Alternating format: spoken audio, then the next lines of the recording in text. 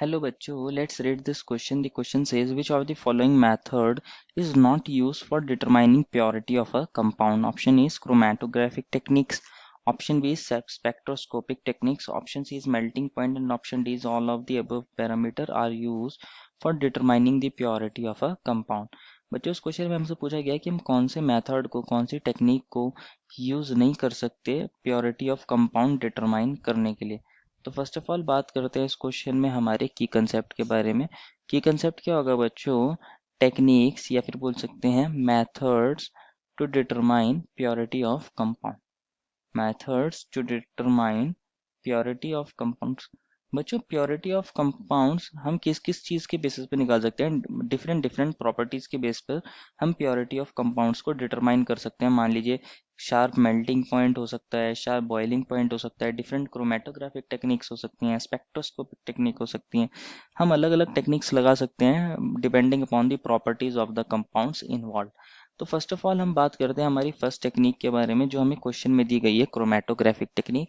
क्या हम इसकी हेल्प से सेपरेट कर सकते हैं? बच्चों जो हमारे पास क्रोमेटोग्राफिक टेक्निक होती है, इसकी हेल्प से हम क्या कर सकते हैं बच्चों? इजीली दो या दो से ज़्यादा कंपाउंड्स के मिक्सचर को सेपरेट कर सकते हैं एंड इवन उनकी प्योरिटी को भी डिटरमाइन कर सकते हैं। क्या कर सकते हैं? प्योरिटी को भी डिटरमाइन कर सकते हैं एंड सेपरेट भी कर सकते हैं उनके मिक्सचर को। होता क्या है इसके अंदर, हम एक सॉल्वेंट लेते हैं या मिक्सचर ऑफ सॉल्वेंट लेते हैं और उसको हम क्या करते हैं, धीरे धीरे मूव कराते हैं ओवर स्टेशनरी फेस। क्या करते हैं? सॉल्वेंट को मूव कराते हैं ओवर स्टेशनरी फेस। और स्टेशनरी फेस पर बच्चों हम अपने मिक्सचर को ले लेते हैं स्टेशनरी फेस के ऊपर। तो जब हमारा सॉल्वेंट स्टेशनरी फेस के ऊपर से मूव करता है तो वो हमारे मिक्सचर के अलग अलग कंपोनेंट्स को अपने साथ भी मूव करा लेता है। और हमारे पास अलग अलग जो मिक्सचर के कंपोनेंट्स होते हैं उनके मूव करने का रेट अलग होता है, माइग्रेशन का रेट अलग होता है। तो वो अलग अलग पॉइंट पर हम अपने अपने आप सेपरेट हो जाते हैं और इस तरीके से उनका प्योरिफिकेशन हो जाता है। वो अलग अलग सेपरेट आउट हो जाते हैं। तो हमारे पास क्रोमेटोग्राफिक टेक्निक्स को यूज़ कर सकते हैं। ये बहुत सारे टाइप्स की होती है। सिमिलरली सेकंड हमें दिया है स्पेक्ट्रोस्कोपिक टेक्निक्स।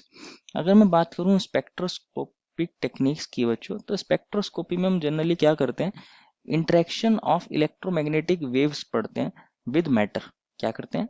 इलेक्ट्रोमैग्नेटिक रेडिएशंस का बिहेवियर को पढ़ते हैं कि मैटर के साथ वो किस तरह रिस्पॉन्ड करती हैं। और उस बेसिस पर हम अलग अलग टेक्निक्स को यूज करते हैं to determine the purity of compound.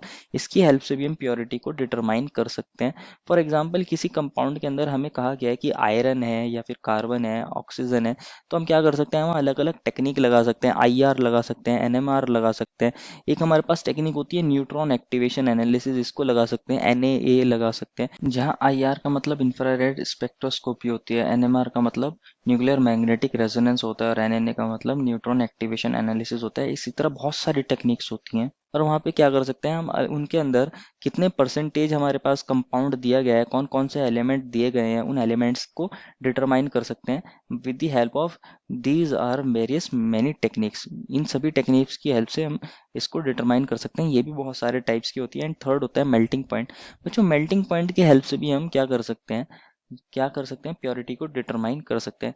Generally देखा गया है कि जो हमारे पास प्योर कंपाउंड होते हैं उनके पास एक शार्प मेल्टिंग पॉइंट होता है। शार्प मेल्टिंग पॉइंट होता है किनके पास? जो हमारे पास प्योर कंपाउंड होते हैं, प्योर कंपाउंड के पास।